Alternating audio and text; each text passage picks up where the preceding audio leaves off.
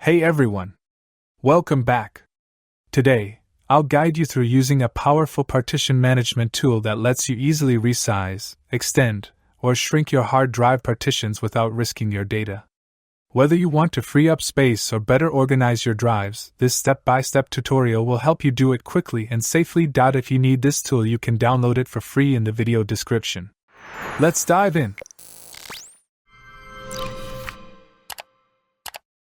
Part 1. Detailed steps on shrinking partition beyond limits. Those steps are about decreasing the size of the partition that has much unused space to gain unallocated space. If there is non-adjacent/adjacent unallocated space on the hard drive, you can skip this part. Step 1.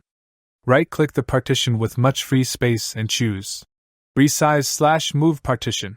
Here partition D is the partition that will be shrunk. Step 2.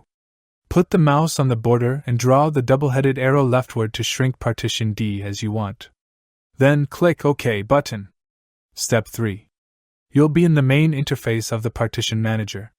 Click Apply to commit the operation. Part 2.